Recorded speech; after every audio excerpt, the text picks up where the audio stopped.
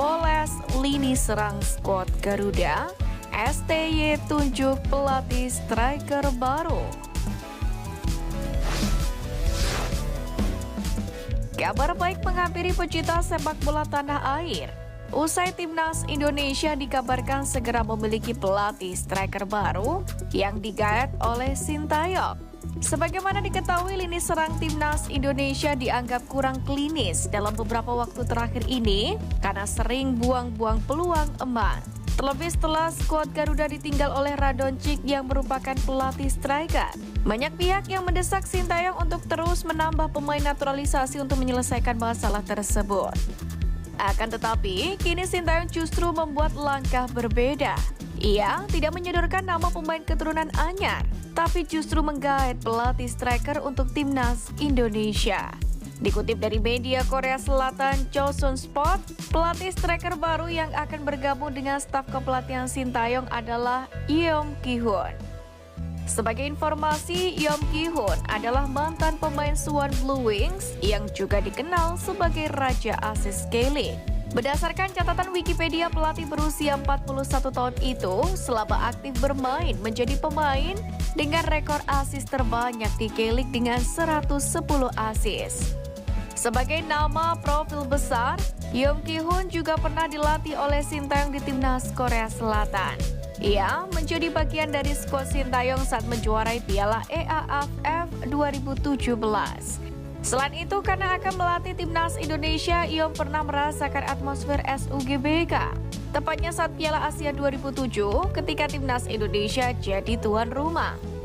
Masih dari sumber yang sama, Yeom menerima tawaran Sintayong pada bulan lalu. Ia sebelumnya berstatus sebagai pelatih kasta kedua Liga Korea Selatan, Suwon Blue Wings. Akan tetapi ia mengundurkan diri pada 25 Mei karena performa tim menurun.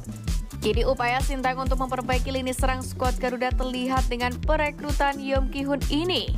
Yeom tentunya bisa diharapkan mampu memperbaiki kualitas striker skuad Garuda. Perekrutan Yeom ini juga sebagai komitmen Sintayong untuk berusaha meloloskan Indonesia ke Piala Dunia 2026. Rencananya, pelatih striker baru tersebut akan ke Indonesia bersama Sintayong pada 12 Agustus mendatang, yakni untuk persiapan di putaran ketiga kualifikasi Piala Dunia 2026.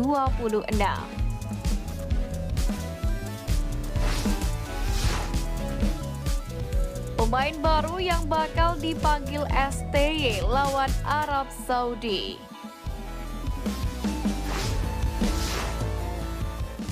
Pertama, Elkan Bagot. Absennya Hafner dan Jordi Amat karena terkena akumulasi kartu membuat Elkan Bagot berpotensi comeback ke timnas Indonesia. Dalam pola 3 back, Elkan Bagot dapat membentuk benteng kukuh bersama Rizky Ridho dan JIZ. Bek jangkung itu sendiri kini baru saja berlabuh ke klub baru yakni Blackpool FC dengan status pinjaman.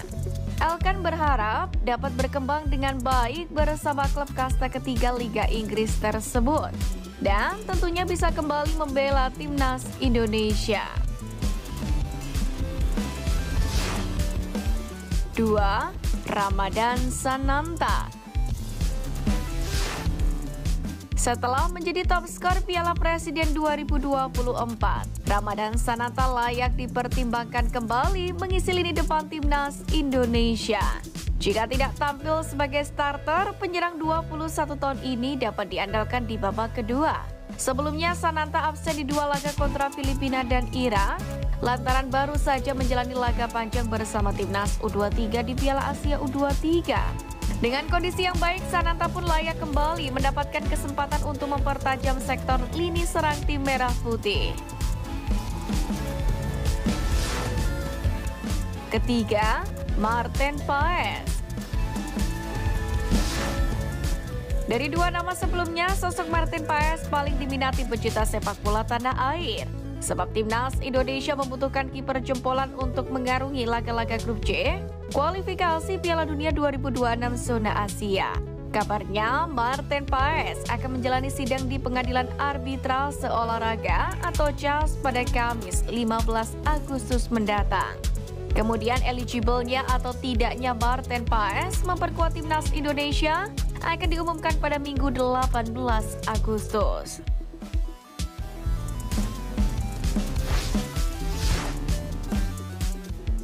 Batal gunakan GBT, PSSI bongkar alasan kembali ke GBK.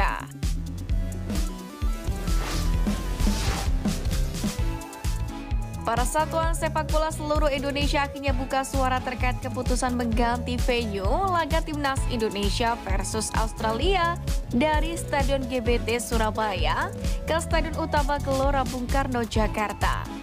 Sebagaimana diketahui, kabar tersebut bermula ketika akun X resmi Timnas Australia @socross membocorkan adanya perubahan venue. Melalui anggota Exco PSSI Arya Sinulinga, perubahan ini dilakukan karena beberapa alasan, baik itu teknis maupun non-teknis. PSSI pun disebut terus berkomunikasi dengan Pusat Pengelolaan Kompleks Gelora Bung Karno atau PPK GBK terkait progres revitalisasi rumput stadion berkapasitas 78.000 penonton itu.